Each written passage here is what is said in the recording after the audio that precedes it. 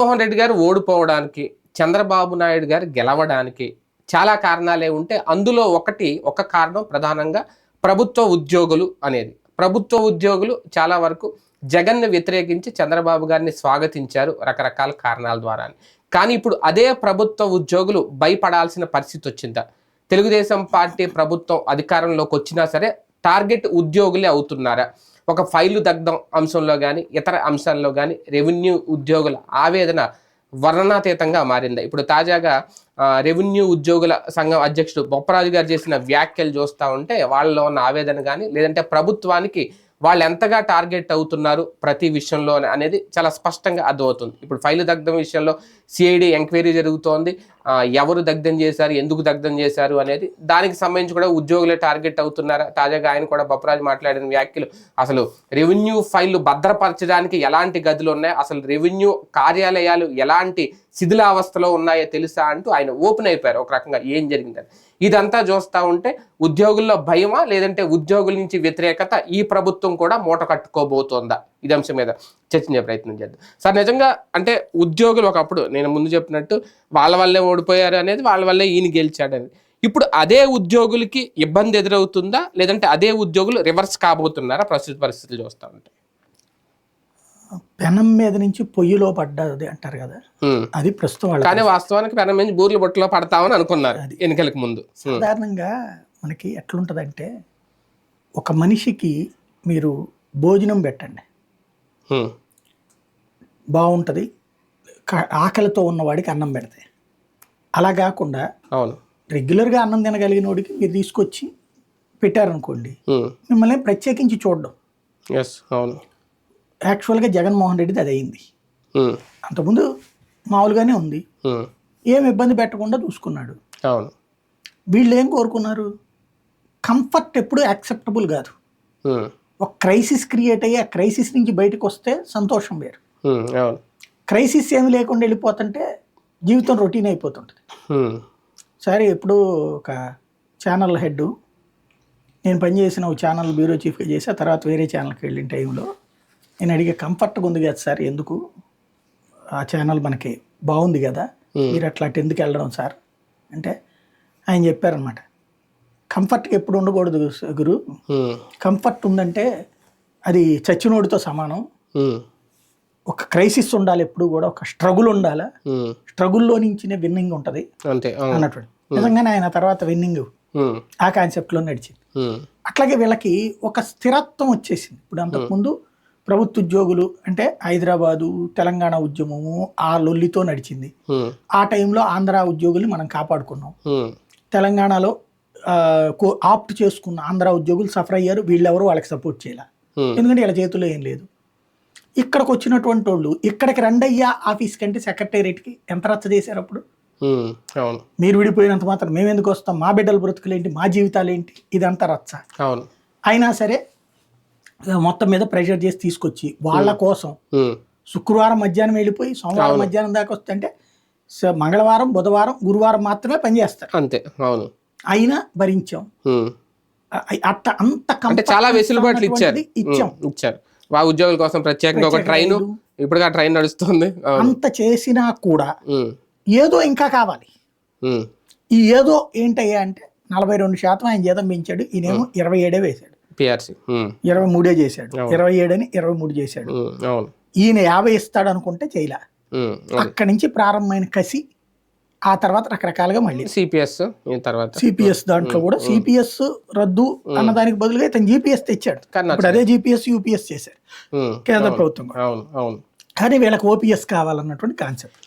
ఇట్లా కథలు నడిచినాయి. ఇంకొకటి అన్నిటికంటే చిరాకేసింది జగన్ ప్రభుత్వం మీద 1వ తారీఖు జీతం ఇవ్వకపోవడం. అది మెయిన్. అది ఇవాళ 1వ తారీఖు జీతం వస్తుంది.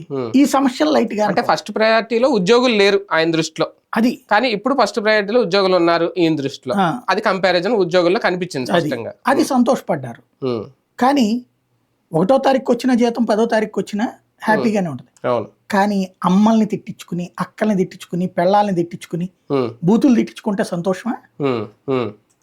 సంతోషపడతారా? అది ఇప్పుడు తేల్చుకోవాల్సిన పరిస్థితి వచ్చింది.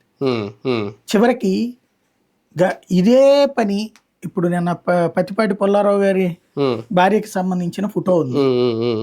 ఆవిడ ఒకప్పుడు ఎట్లాంటి రచ్చ జరిగింది మంత్రిగా ఉన్నప్పుడు అవును. ఉమ్, అన్నది చూసాం. ఉమ్, మరి అట్లాంటి సందర్భానికి కూడా అదే జగన్ ప్రభుత్వంలో అట్లాగే ఎవరిదన్నా అయితే ఉమ్, ఎంత ఉండేది, ఎన్ని రోజులు ఉండేది సినిమా?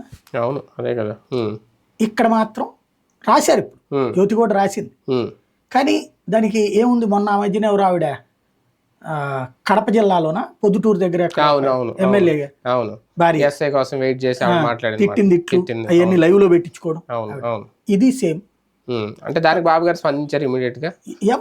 ఎవరు చెప్పారు? అది ఉమ్, పేపర్లో రాశారు. అంతేనా? ఉహు, ఆయన ఏమైనా పిలిపించారా, ఉమ్, మాట్లాడారా? ఉమ్, ఆయన ఏమైనా పోని చెప్పాడా, బాబు గారు నన్ను మందలించారు ఉమ్, ఇంకోసారి చెయ్యనని ఏమైనా చెప్పాడు పోని, ఉమ్, సమాధానం జరగనీయకుండా చూసుకుంటానని? ఉమ్. ఏం లేదు కదా. అదే, అంటే కథ ఎమ్మెల్యేకి వార్నింగ్ ఇచ్చారు బాబు అదే గారు ఫోన్ అనేది చేసి. పేపర్లోనే రాసేస్తారు అదే ఇవన్నీ. అదే అవును. ఉమ్, బాబు గారు వార్నింగ్ ఇచ్చారా లేదా, బాబు గారు చెప్పారా?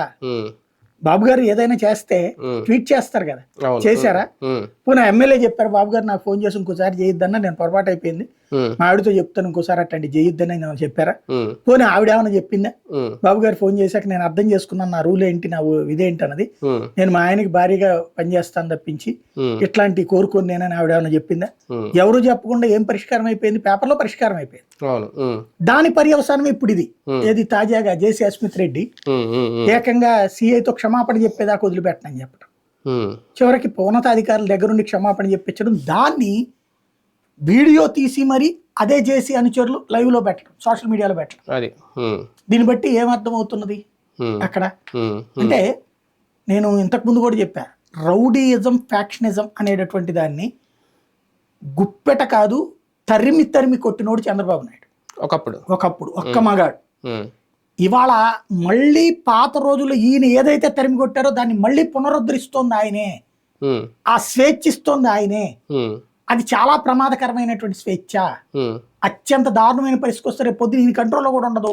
కానీ మీరు అన్నట్టు పోలీస్ వ్యవస్థ కానీ రెవెన్యూ వ్యవస్థలో కానీ ఏదైనా ఏ వ్యవస్థ అయినా ఉద్యోగులనే దోషులుగా చిత్రీకరించే ప్రయత్నం ప్రస్తుత ప్రభుత్వం ఎందుకు చేస్తోంది అనేది. ఇప్పుడు తనకి ఒక రాజకీయ పార్టీని ఉమ్, టార్గెట్ చేయాలి అనుకున్నప్పుడు వాడిని డైరెక్ట్గా తప్పంటే ఎట్ట కుదురుద్ది? ఉమ్. మధ్యలో వీళ్ళు ఉంటారు, ఉద్యోగులు ఉంటారు. ఎవరి ద్వారా తీసుకుని ఉంటారు? ల్యాండ్ అంతే. తీసుకున్నా, ఇంకోటి తీసుకున్నా, ఉమ్, కాబట్టి వీళ్ళని చెయ్యాలి. ఉమ్, రెండవది ఏంటంటే డైవర్షనల్ టాక్టిక్స్ కావాలి. ఉమ్, అవును. ఫర్ ఎగ్జాంపుల్ ఇప్పుడు లేదంటే అమ్మ ఫైల్ తల్లికి వందనము, ఇంకోటో ఏం రావట్లేదు. ఇప్పుడు ఇదంతా చర్చ జరగకూడదు. అంటే ఒకటి, మీ క్యారెక్టర్ ఇది అని ఓ 2-3 రోజులు స్టోరీ. అది వాడెవడో అనంతబాబు ఏదో బట్టలోడు తీసుకుని తిరిగాడు. నాకు ఆడు వీడియో బట్టలోడు ఉంది. తీసుకుని ఉంటే అదేంది వాడికి సంబంధం, లేకపోతే అది చేయించుకున్న దానికి సంబంధం, జనాలకి మధ్యలో ఏంటి నీకేంటి? అది, అంతే కదా. కానీ అది ఎక్కడి నుంచి వచ్చింది అసలు ఆ వీడియో? ఉమ్, లేదా అతని పేరేంటి, అంబటి రాంబాబు దేన్నో మాట్లాడాడు, ఉమ్, అదన్నా చెప్పాలా ఉమ్, లేకపోతే అదనే చెప్పాలి? మధ్యలో నీ దగ్గరికి ఎట్ట వచ్చింది ఆడియో? అది అంటే సంథింగ్ అమ్మాయిల్ని పంపించి, అది మనం పాత రోజుల్లో ఉమ్, బ్రోతల్స్ ని పంపించి పనులు చేయించుకునే వాళ్ళని చూసాం. అవును. ఇప్పుడు అదే విధమైనటువంటి పని వీళ్ళ మీదకి వాడుతున్నారు. క్యారెక్టర్ అసాసినేషన్ పనికి వస్తుంది, ఉమ్, ఉమ్, అంతే కదా. అవును. ఉమ్, అదొక డైవర్షన్ తో చాలట్లేదు. అది ఉమ్, ఉమ్, ఎంత ఎక్కువసేపు చేస్తారు దాన్ని? అవును. ఇప్పుడు దువ్వాడ ఒక 4 రోజులు 20 రోజులు నడిచింది. ఉమ్, ఇప్పుడు అనంతబాబుది కాకపోతే ఎక్కువ ఆశించినంతగా ఫలితం దక్కలేదు. ఉమ్, ఇవాళ మళ్ళీ అతను ఎవరు జందాల్ది ఉమ్, అమ్మాయి అని ఒక కాన్సెప్ట్ తీసుకొచ్చారు. అవును, ఇట్లా ఏదో ఒకటి ఒక క్రైమ్, సస్పెన్స్, ఉమ్, పాలిటిక్స్, ఉమ్, థ్రిల్లర్, ఈ 4 లింకప్ చేసిన ఒక స్టోరీలతో నడుస్తున్నది రోజు. ఉమ్, కాకపోతే 3 సంవత్సరాలు, ఇది 5 సంవత్సరాలు, 5 × 375 రోజులు, 65 రోజులు ఉమ్, అన్ని చేయగలుగుతారా వీళ్ళు అనేదే డౌట్. అవును. అంటే అన్ని స్టోరీలకి ఏమన్నా వీళ్ళు ఫీడ్బ్యాక్ రెడీ ప్రిపేర్ గా చేసుకుని పెట్టుకున్నారేమో. అట్లా అయితే తప్పించి వర్కౌట్ కాదు. ఇక్కడ పాయింట్ అలా ఏంటంటే, ఒక ఫైల్ తగలబడింది. అవును. ఫైల్ తగలబెడితే నాకు తెలియగలుగుతాను, నాకు ఇప్పటికీ అర్థం కాని విషయం, నేను ఒక ల్యాండ్ కబ్జా చేశాను అనుకుందాం. కబ్జా చేసింది అది నా పేరుతో మార్చుకుంటే ఆ కాగితం వాడి దగ్గర ఉంటే కదా నాకు బెనిఫిట్. రెవెన్యూ ఆఫీస్ లో ఉంటే కదా నేను అమ్ముకునే హక్కు ఉండేది. అవును. వాడి దగ్గర తగలబడిపోతే నా దగ్గర కాగితం ఉంచుకుని ఏం చేసుకోవాలి? నేలకు గీసుకునేది ఎందుకు పనికిరాదు. రేపు పొద్దున నేను ఇది వెళ్తే నా రికార్డులో లేదండి అంటాడు. రిజిస్ట్రేషన్ ఆఫీస్ లో కాగితం ఉంటది, మన ఇల్లు ఇది మన పేరు మీద ఉంది అన్నది. రిజిస్ట్రేషన్ ఆఫీస్ లో మన పేరు లేదనుకోండి, ఏం చేయాలి అప్పుడు? ఎక్కడికి వెళ్ళాలి మనం? Simple tactics. అది అక్కడ జరగాలి కదా. కానీ వాళ్ళు తగలబెట్టుకున్నారు. ఏంటంటే ఒక గొడవ నడవాలి, కాసేపు ఉమ్, మదనపల్లి ఫైల్స్ ఉమ్, అవును. ఆ రోజు నుంచి చెప్పాను నేను. మళ్ళీ ఏం పీకేది ఏం లేదు అక్కడ. మళ్ళీ దాని మీద సిఐడి ఎంక్వైరీ. సిఐడి ఆయన ఎవరు సిసోడియా అవును. రోజు పత్రికల్లో మాత్రం పెదిరెడ్డే తగలబెట్టేశాడు, రాత్రిపూట ముసుగేసుకుని వచ్చి తగలబెట్టాడు అన్నట్టు రాస్తున్నారు. అవును.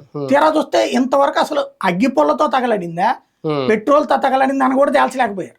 కానీ తగలడిపోయినాయి. పెద్దిరెడ్డి తగలబెట్టాడు, మిథున్ రెడ్డి అగ్గి పెట్టిస్తే పెద్దిరెడ్డి పెట్రోల్ పోసాడు, వెనక నుంచి మిగతా ఎమ్మెల్యేలందరూ రెడీలో ఉన్నారన్నట్టు రాస్తున్నారు. అవును. అంటే వార్తల ద్వారా చేస్తున్నాం తప్పించి వాస్తవం ఏంటి? ఇంకోటి ఇప్పుడు ఆ ధవళేశ్వరం అది అన్నారు, చివరికి ఆ రోజునే ఆర్డీఓ స్వయంగా చెప్పింది చిట్టు కాగితాలని తగలబెట్టామంటే లేదు లేదు నీకు తెలీదు తగలబెట్టిన దాంట్లో అది కూడా ఉందని చెప్పి ఎమ్మెల్యే మాట్లాడతాడు, మంత్రి మాట్లాడతాడు. వాళ్ళ దగ్గర నువ్వు చెప్పిన ఏ కాగితం మిస్ అయింది వాళ్ళని అడుగు. ఎందుకంటే అన్ని డిజిటల్ అయ్యాక ఇంకేంటి అక్కడ ఆన్లైన్ అయిపోయి దాంతో తగలబెట్టడానికి. చెత్త అంతా ఆఫీసులో ఉందనుకోండి, రేపు మాపో మళ్ళీ పాప ఆయన చంద్రబాబు గారు జన్మభూమి అని వెళ్తాడు, వెళ్ళి ఈ కాగితాలను ఇక్కడ ఎందుకు పెట్టుకున్నారని తిడతాడు రేపు నేనే.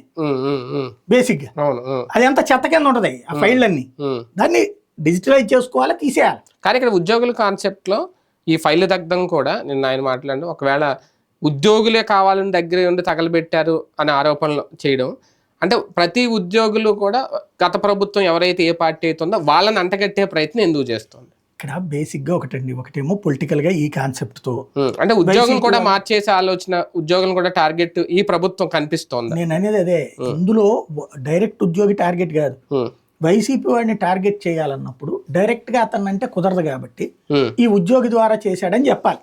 ఇది ఒక ఆస్పెక్ట్, గవర్నమెంట్ అధికార పక్షంలో ఉన్న వాళ్ళ ఉద్దేశం. రెండో కాన్సెప్ట్ ఏముంటదంటే ఒక గ్రౌండ్ లెవెల్లో ఉండే తేడా ఉంటుంది. ఉద్యోగులని భయపెట్టడం లేదా ఉద్యోగులలో ఒకళ్ళకొకళ్ళకు ఉండే స్పర్ధలు. నాకు ఒకటి మీద కోపం ఉంది, ఇప్పుడు ఈనాడు రిపోర్టర్కో జ్యోతి రిపోర్టర్కో లేదా ఆరు ఛానళ్ళకో ఫోన్ చేసి అన్నా మీకు రహస్యం చెప్తాను రండి సో చోట బిర్యానీ తిండి మాట్లాడుకుందాం అంటే వెళ్తారు. అన్నా మనోడు అన్న సజ్జల రామకృష్ణ రెడ్డి దగ్గరికి వెళ్ళి ఫోటోలు దిగేవాడు అన్న, సజ్జలతో బాగా క్లోజ్ అన్న. ఇప్పుడు ఇవాళ మంత్రులు ఉన్నారు వాళ్ళ దగ్గరికి వెళ్ళరు వీళ్ళందరూ, ఇవాళ ఎమ్మెల్యేల దగ్గరికి పోరా వీళ్ళందరూ తెలుగుదేశం వాళ్ళు అయిపోతారా?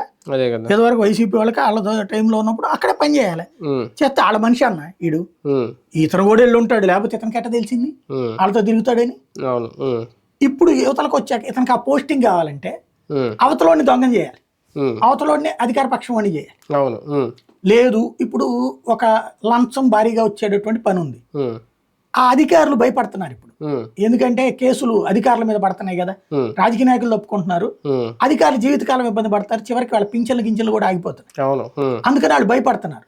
భయపడుతున్నటువంటి వాళ్ళ ప్లేస్ లోకి వెళ్ళాలనుకునే అధికారి ఏం చేస్తున్నాడు, ఆ ప్రయోజనం ఆశించే రాజకీయ నాయకుడికి అధికార పక్ష నాయకులకి అన్నాడు వైసీపీ మనిషి అన్న మీకెందుకు చేస్తాడే అంటాడు.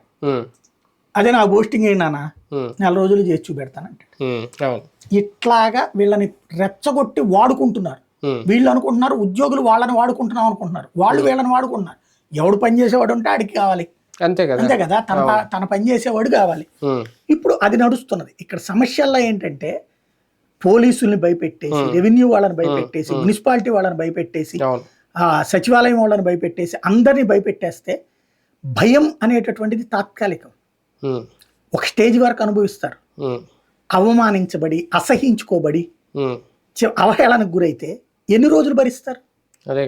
ఇంట్లో మొగుడు తిడితేనే తట్టుకోలేక భార్య గృహహింస కేసులు పెడుతున్న రోజు, అట్లాంటిది ప్రభుత్వ ఉద్యోగులు ఎన్ని రోజులు తట్టుకుంటారు? రేపు పొద్దున ఏమవుతుంది? అదే కదా, చాలా ప్రమాదకరమైన వైపుకి తీసుకెళ్తున్నాం మనం. అదే కదా, అంటే బాబు గారు ఆలోచించట్లేదు ఇవన్నీ అంత లోతుగా.